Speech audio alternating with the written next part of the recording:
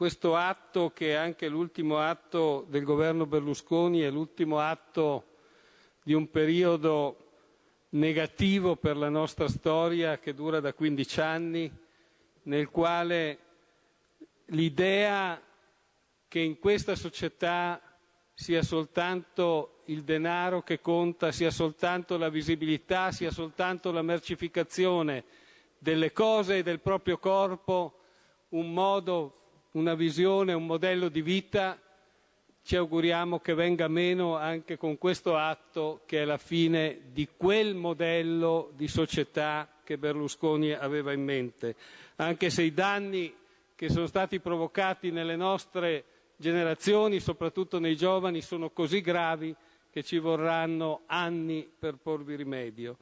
Ma non fosse altro che perché questo è l'ultimo atto di questo governo, dovremmo dire, o potremmo dire, passi e passi in fretta, in modo che con l'approvazione ci siano anche le immediate dimissioni di Berlusconi.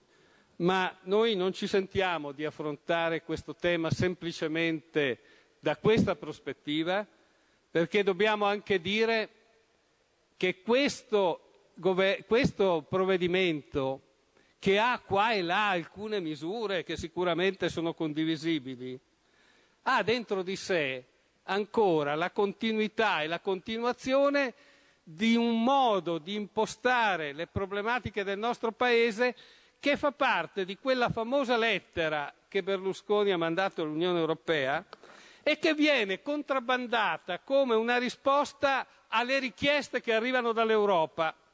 Mi permetto di dire che non c'è niente di vero in questo. Io ho qui le osservazioni, le richieste di chiarimento che il commissario Hahn ha inviato basandosi su quella lettera, che dimostrano in più punti come in realtà l'Europa, e come cosa di cui noi abbiamo piena consapevolezza, l'Europa è interessata ad un risultato.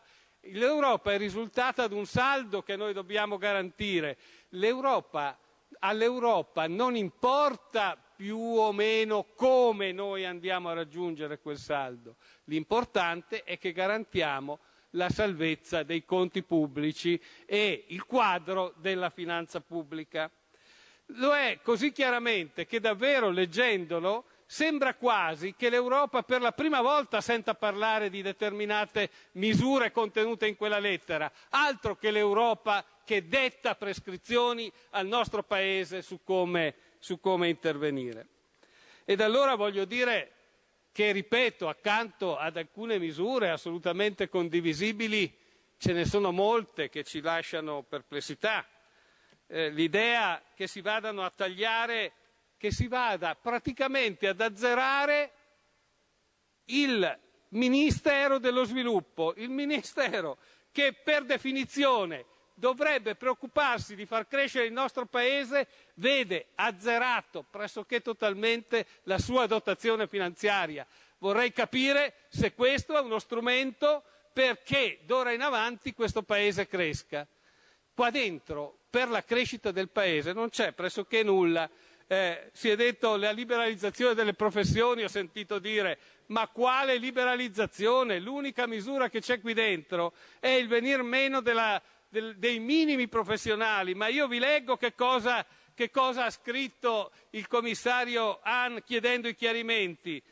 Dice: la lettera parla di misure atte a rafforzare l'apertura delle professioni e servizi pubblici locali. Il governo potrebbe fornire ulteriori dettagli sui contenuti di queste misure e sui settori che ne sarebbero interessati? Abbiamo compreso bene che c'è l'intenzione di rimuovere le barriere all'ingresso alle professioni? E mi pare che se questa era una delle prospettive richieste dall'Unione Europea, sicuramente su questo punto non c'è nulla. Quindi di che parliamo? Di qualche cosa di minimale? Di qualche cosa... Sentivo un collega ieri in una trasmissione televisiva che dava le percentuali, diceva c'è il 55% del contenuto della lettera di Berlusconi. Io non so, dava i numeri perché non so realmente come si possa dire, così ha sostenuto più volte che c'è il 55% della lettera. Allora voglio dire, non c'è nulla realmente per lo sviluppo, ma ci sono dei tagli significativi che sono in qualche modo davvero inaccettabili per un paese civile. Io penso, per esempio, alla riduzione del contributo al fondo di rotazione vittime dei reati mafiosi, estorsioni e usura, in una situazione nella quale, grazie alla crisi economica, l'unica impresa che va e continua ad andare meglio è la mafia, le attività mafiose, la criminalità organizzata. Noi tagliamo un fondo che serve per contrastare quel tipo di attività. Ma vi sembra possibile, vi sembra accettabile che questo venga contrabbandato come un decreto che serve per favorire lo sviluppo? C'è la riduzione dei trattamenti economici per la DIA, che è la Direzione Investigativa Antimafia, ma qui si vuole invece forse aiutarla la mafia e la criminalità organizzata, togliendo spazio e risorse a chi è preposto a combatterla. Ed ancora un nuovo regalo senza condizioni di assistenzialismo al settore dell'autotrasporto. Qui da 10 anni questo governo continuamente, ed è noto che c'è un parlamentare che guida sindacalmente quella categoria, che è una delle categorie che, se stiamo a quello che il probabile futuro primo ministro Monti ha dichiarato recentemente, io dovrò fare la lotta ai privilegi, alle corporazioni. Qui siamo in presenza di assistenza e invece di destinare quei fondi a creare condizioni di competitività e di liberalizzazione in quel settore per rendere le imprese forti, si continua a fare dell'assistenzialismo. Allora voglio dire, ci sono altre, io non voglio farla lunga, ma ce ne sono anche altre misure, che ci sono quelle per esempio che riducono, che tolgono risorse all'attività sul controllo delle ferrovie dal punto di vista delle possibili pericoli e rischi legati al trasporto ferroviario.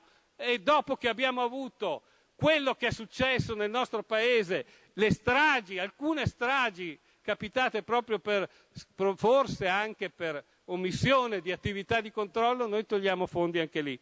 Ma poi mi permetta, e chiudo con questa, Presidente, c'è una misura davvero vergognosa che è stata introdotta non 8 mesi fa, è stata introdotta l'altro giorno, 150 milioni di euro alla legge Mancia, cioè una legge che serve per permettere degli interventi di natura clientelare su indicazione dei singoli deputati.